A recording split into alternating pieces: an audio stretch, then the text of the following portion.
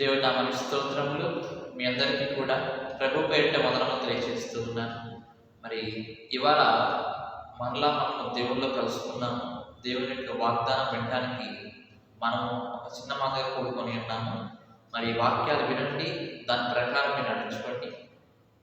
మరి ఈ వాక్యాలు మీ జీవితాలకు ఎంతో అవసరము, ఎంతో ఆశీర్వాదకరంగా ఉంటూ ఉంటాయి. ఈ ఉదయకాల సమయంలో ఈ వాక్యం వినడం అనేది ఎంతో మంచి విషయం. కాబట్టి మీరందరూ కూడా ఈ వాక్యాలు వినాలని నేను కోరుచూ ఉన్నాను. ఇవాళ దేవుని యొక్క వాగ్దానం మనం చూస్తే యెషయా గ్రంథము 51వ అధ్యాయం మనం చూసినట్లయితే, యెషయా గ్రంథము 51వ అధ్యాయము 7వ వచనం మనం చదువుకుందాం. 51:7లో మనం చూస్తే, నీతిని అనుసరించు వారులారా నా మాట వినుడి, నా బోధను హృదయమందుంచుకున్న జనులారా ఆలకించుడి. మనుషులు పెట్టు నిందకు భయపడకుడి, వారి దూషణ మాటలకు దిగులు పడకుడి. దేవుని యొక్క వాగ్దానం చూడండి. ఏమంటాడండి? నీతిని అనుసరించు వారులారా అంటూ ఉన్నాడు. అలానే నా బోధను హృదయంలో ఉంచుకున్న వారులారా అంటూ ఉన్నాడు. అంటే ఎవరంటే వీళ్ళు భక్తిహీనులు కాదు, దేవుని బిడ్డలు. దేవుని యొక్క సంఘానికి వెళ్ళి ఆయన యొక్క వాక్యాలు విని ఆయన ఆజ్ఞల ప్రకారం నడుచుకునే వారితో దేవుడు మాట్లాడుతూ ఉంటాడు. నీతిని అనుసరించు వారులారా నా బోధను హృదయంలో ఉంచుకున్న వారులారా అంటున్నాడు. ఈ లోకంలో ఎవరికి శ్రమ అంటే కనుక దేవుడు నమ్ముకున్న వాళ్ళకే శ్రమ. ఎందుకంటే దేవుడు నమ్ముకున్న వాళ్ళకే శ్రమ వస్తూ ఉంటుంది.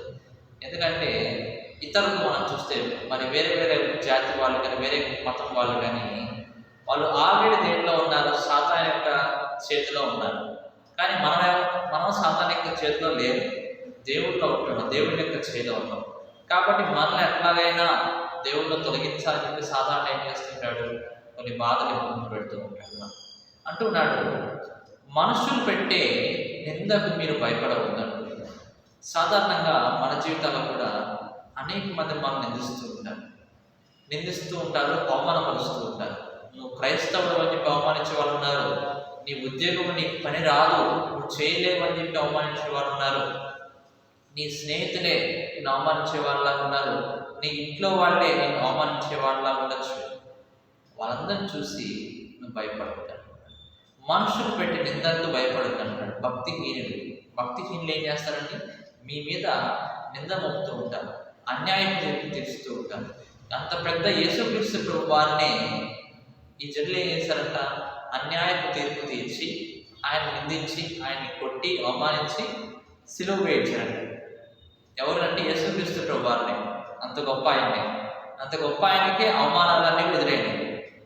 యేసుక్రీస్తు ప్రభు వారు ఏదో సిలువ మరణం పొందుతామని చెప్పి మరి పాపాలు క్షమించబడతాయని చెప్పి వస్తే అనేకులు ఏం చేస్తారు? ఇంకా యేసుక్రీస్తు ప్రభు వారు చాలా ఎక్స్పీరియన్స్ అయ్యాడు. ఒక క్రైస్తవునికి ఎటువంటి నిందలు అయితే వస్తూ ఉన్నాయో, ఒక క్రైస్తవునికి ఎటువంటి అవమానాలు అయితే వస్తూ ఉన్నాయో అవన్నీ కూడా యేసుక్రీస్తు ప్రభు వారు అనుభవించాడు. అంత గొప్ప ఆయన అన్నవాళ్ళు మనం అనకుండా ఉంటారు చెప్పండి. మనం మనుషులతో పోలిక కంపేర్ చేసుకోకూడదు ఎప్పుడు కూడా.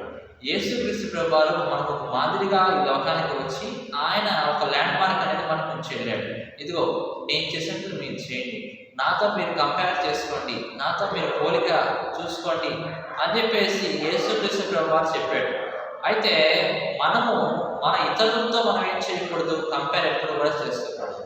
మానవుడికి కంపేర్ చేసుకోకూడదు. మన యేసుక్రీస్తు ప్రభు వారితో కంపేర్ చేసుకొని ఆయనకు వచ్చినంత బాధలు మనకు ఎప్పుడు కూడా రాలేదు, ఆయనకు వచ్చినన్ని కష్టాలు అవమానాలు మనకు రాలేదు. కాబట్టి దాన్ని బట్టి మనం ఏం చేయాలి? భయపడకుండా ఉండండి అంటున్నాడు. మిమ్మల్ని నిందిస్తారు, నా నిమిత్తము మీరు అనేక బాధలు వస్తూ ఉంటాయి మీకు అంటున్నాడు దేవుడు. ఏమంటాడంటే నన్ను నమ్ముకున్నారు కాబట్టి మిమ్మల్ని అనేక మంది తిడుతూ ఉంటారు, అవమానపరుస్తూ నిందిస్తూ ఉంటారు, అన్యాయం తీర్పు తీరుస్తూ ఉంటారు, కానీ మీకు భయపడతాడు. ఈ రోజుల్లో మనం చూస్తే వార్తల్లో నైజీరియా దేశంలో మరి క్రైస్తవులను చంపివేస్తుంది. ఎవరండి? ఇస్లాం అనేటటువంటి ఆ మతస్థులు, వాళ్ళు ఉగ్రవాదులు, చెడ్డ మనుషులు. వాళ్ళు ఈ నైజీరియా ప్రాంతంలోకి వచ్చి అక్కడ ఉండే క్రైస్తవులు మొత్తాన్ని కూడా చంపేసుకున్నారు. క్రమక్రమంగా రోజుకు 30 మంది చొప్పున 30 మంది అట్లా చనిపోతూ ఉన్నారండి. అలానే అదొక్కటే కాదు, సంఘాలను కూల్చేస్తూ ఉన్నారు. సంఘాలు ఏవైతే నైజీరియాలో ఉన్నాయో వాటన్నిటిని కూల్చేస్తూ ఉన్నారు. అక్కడే గవర్నమెంట్ ఎటువంటి యాక్షన్ తీసుకోవడం లేదు. వాళ్ళ మీద అటాక్ కూడా చేయటం లేదు. ఇస్లాం వాళ్ళ మీద యుద్ధం చేయడం లేదు. ఇటు ప్రజలకి అంగీకారంగా వాళ్ళు ఉండడం లేదు. గవర్నమెంట్ మరి ఏమైపోయిందో ఏమో.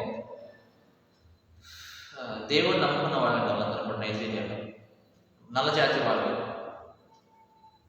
ఎక్కువగా డబ్బు ఆ ప్రాంతాల్లో ఉండదు వాళ్ళ దగ్గర. అందరూ కూడా మిడిల్ క్లాస్ వాళ్ళు, చిన్న చిన్న ఇల్లు కట్టుకొని ఏదో చిన్నగా పనులు చేసుకుంటూ ఉండేవాళ్ళు నైజీరియా ప్రాంతంలో ఉన్నారు. నల్లోళ్ళు, బ్లాక్స్ పీపుల్. వాళ్ళ దగ్గరికి వెళ్ళి ఇస్లాం పీపుల్ ఏం చేస్తూ ఉన్నారు? ఇస్లాం టెర్రరిస్టులు చంపేస్తున్నారు. ఎంత ఘోరంగా ఉంచారండి. వింటుంటేనే చాలా బాధేస్తూ ఉంటుంది. అయ్యో ఎందుకు ప్రభా ఇట్లా క్రైస్తవులకి ఎందుకు ప్రభా ఇన్ని ఇబ్బందులు వస్తున్నాయి ఈ లోకంలో అనేసి చాలా బాధేస్తూ ఉంటుంది. కాబట్టి మీరందరూ కూడా మీ ప్రాంతంలో వాళ్ళని జ్ఞాపకం చేసుకోండి. ప్రభా ఈ ప్రాంతంలో ఇలా జరుగుతుంది ఆయన. కానీ దేవుడు వాళ్ళని వదిలిపెట్టాడు. ఎవరైతే కనుక చంపారో వాళ్ళని వదిలిపెట్టాడు. ఒకానొక రోజు వస్తుంది. ఆ రోజున వాళ్ళకందరూ కూడా దేవుడు ఏం చేస్తాడు? న్యాయం తీరుస్తాడు. రక్తము ప్రార్థించిందంట. హేబేలు రక్తం బైబిల్లో ప్రార్థన చేసింది. అలాంటిది నైజీరియా ప్రాంతంలో ఎంతమంది చనిపోయి ఉంటారు? ఎంతమంది రక్తము దేవుడు మొరపెడతా ఉంటుంది. ప్రభావం చంపేశారు చూడు నాయన అని చెప్పి ఎంతమంది రక్తము మొరపెడుతూ ఉంటుంది. నైజీరియా ప్రాంతం నుంచి దేవుడు వదిలిపెట్టాడు. ఖచ్చితంగా న్యాయం తీర్చాడు. కాబట్టి మీరందరూ మీ ప్రార్థనలో జ్ఞాపకం చేసుకోండి. ఆ నైజీరియా ప్రాంతము మరణాలు తగ్గేలాగా, ఎవరైతే ఇస్లాం టెర్రరిస్టులు ఉన్నారో వాళ్ళందరూ వెళ్ళిపోయేలాగా మీరందరూ కూడా ప్రార్థన చేయాలి. అక్కడ ఉండే పేదవాళ్ళు ఉంటూ ఉంటారు. ఒక వీడియో చూశాను, యూట్యూబ్లో ఒక వీడియో చూశాను. అతను ఒక అబ్బాయి ఉన్నాడు. ఒక అబ్బాయి యవనస్తుడు చెప్తున్నాడు, ఫోన్లో కెమెరా ఆన్ చేసుకుని చెప్తూ ఉన్నాడు. మా కుటుంబంలో మా సొంత వాళ్ళు 20 మంది ఉన్నారు. ఆ 20 మంది కూడా అందరూ చనిపోయారు. నేను ఒక్కడే మిగిలిపోయాను. మా ఇల్లు మొత్తం ధ్వంసం చేశారు. మా గుడ మొత్తం తగలబెట్టేశారు. ఎందుకు అలా చేస్తున్నారంటే, మీరు ఇస్లాంలోకి రండి, ఇస్లాం అనేటువంటి మతంలోకి మీరు మారితే వదిలేస్తామంటున్నారు. క్రైస్తవత్వంలోంచి మీరు ఇస్లాంలోకి వస్తే కనుక మేము వదిలేస్తామంటున్నారు. అలా కండిషన్ పెడుతూ ఉన్నారండి. ఇప్పుడు శద్రకు మేషకు అబేద్నెగోకు ఎలాగైతే కనుక మీరు ఆ విగ్రహాన్ని మొక్కితేనే మేము బ్రతికిస్తాం మిమ్మల్ని అని ఎలాగైతే కండిషన్ పెట్టారో, ఆ నైజీరియా ప్రాంతంలో కూడా ఇలాగా మీరు ఇస్లాంకి తల ఉంచితేనే, నమ్ముకుంటేనే వదిలేస్తాం మిమ్మల్ని. వాళ్ళు నిజమైన క్రైస్తవులు అనుకుంటా ఉండేవాళ్ళు. ఎందుకంటే మనం ఎప్పుడూ లేనప్పుడు చూడలేదు. వాళ్ళు అసలు ఒప్పుకోవట్లా. మేము యేసుక్రీస్తు ప్రభావాన్ని మేము పూజిస్తాం. కాల్చుకుంటారు, మీరు కాల్చుకోండి, మా దేవుడు చూసుకుంటాడు. వాళ్ళ మీద యుద్ధం చేయలేకపోతున్నారు. దేవుడిని వాళ్ళు ప్రార్థిస్తూ బ్రతుకుతున్నారు. అలాంటి వాళ్ళు చనిపోతుంటారు.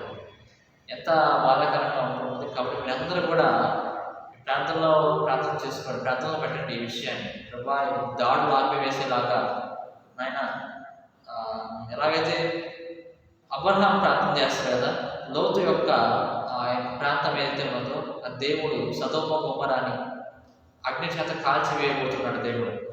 కాబట్టి ఎలాగైతే అబ్రహాం లోతు కుటుంబం గురించి ప్రార్థన చేస్తాడు, ప్రభా ఒక్కరు నీతిమంతులు ఉన్నా సరే ఆ ప్రాంతాన్ని వదిలిపెట్టిన ఆయన చదవబెట్టకుండా అని చెప్పేసి ఎలాగైతే లోతు కుటుంబం కొరకు ప్రార్థన చేస్తాడో, అలానే మనం కూడా ఇప్పుడు నైజీరియాలో ఉండేటటువంటి కుటుంబాల కొరకు ప్రార్థన చేయాలి. ప్రభా ఒకవేళ వాళ్ళు ఏదైనా పాపాలు చేస్తే క్షమించిన ఆయన, అతను చేయమాకు ప్రభా, అతను జరగనీయొద్దు ఆయన అని మనం ప్రార్థన చేయాలి.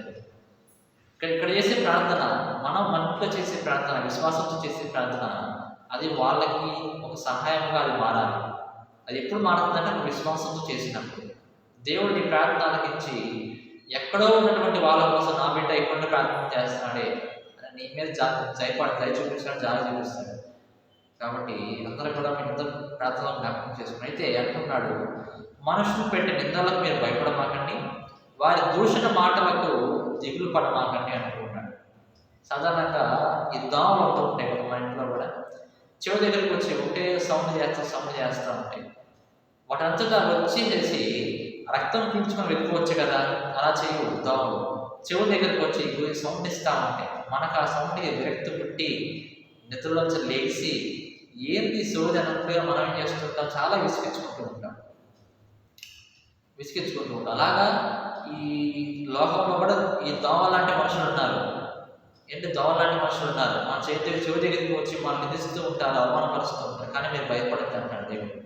దూషణ మాటలకు భయపడమాకండి, మనుషులు పెట్టి నిందలకు మీరు భయపడమాకండి. దేవుడు అన్ని చూస్తూ ఉన్నాడు, ప్రతి ఒక్కరు చూస్తూ ఉన్నాడు. మీ విశ్వాసాన్ని, మీరు నమ్మిన ధర్మాన్ని మీరేం చేయాలి, కాపాడుకుంటూ ఉండండి. దేవుడే ఆ మిగతా ఏదైతే పనులు ఉన్నాయో, తీర్పు తీర్చడం కానీ, మన రివెంజ్ తీర్చుకోవటం కానీ, కక్ష తీర్చుకోవటం కానీ, ఇవన్నీ కూడా దేవుడు చూసుకుంటాడు.